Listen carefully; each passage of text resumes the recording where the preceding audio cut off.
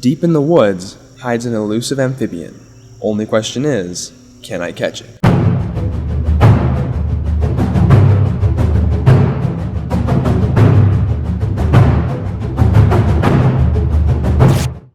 What's up guys, welcome back to Can I Catch It, the nature show all about finding a wildlife adventure right at home in your own backyard.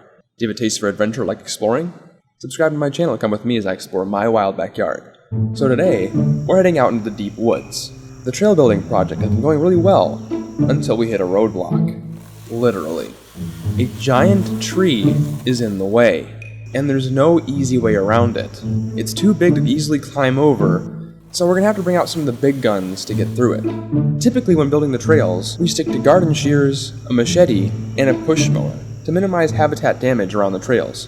But large debris like this requires motorized equipment. The fast, rotating blades easily cut through even the thickest of wood. And while this log will be heavy to move, with some teamwork, we should be able to get out of the way to continue the trail. Only thing is, I didn't realize that this giant log was hiding some pretty interesting secrets, and the vibrations of the chainsaw would startle a very elusive and surprising creature out of hiding. After the segment of log fell away and the sawdust cleared, I saw something interesting scurry under this piece of bark. Quickly, I reacted, and I found this. For some people, finding a salamander is not that big a deal, but for me, whenever I encounter a salamander, I am ecstatic. Living on 4 acres of woods, with high habitat diversity and multiple sources of water, you'd think that finding amphibians would be a more day-to-day occurrence. But I only ever see frogs, and they're usually by the windows at night or near the pond during the day. Salamanders have always seemed to elude me, and the few specimens that I have actually caught have all been by accident. This one's no exception. There are some details about this specific salamander that make this catch all the more surprising.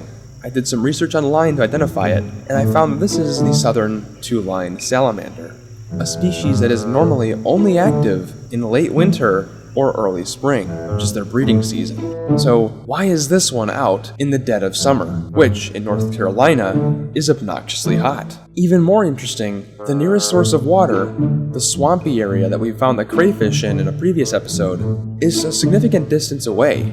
It's likely that the salamander was hiding underneath the log, or it trapped moisture underneath. There's a floodplain nearby that connects to the swampy area, but it's been dry for a while, and it's unlikely that this amphibian is getting its moisture from there. What a bizarre find. What makes this even weirder is they spend 2 years or longer as completely aquatic larvae that stay submerged in water. That means that this salamander has to be decently old. The more I learned about this creature, the more out of place it seemed where I found it.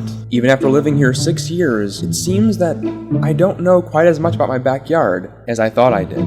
I released the salamander back underneath the log where I found it, and I continued blazing the trail. Both in my construction into the deep woods, and in my exploration of my backyard, it appears that I was continuing back into the unknown. It's always a special encounter finding salamanders in my backyard. Their secretive, elusive nature, hiding under things and only coming out during the cold months of the year, makes them extremely hard to find. With that said, when you're out exploring your backyard, make sure to be super diligent. Around every corner, you never do know just what you might find.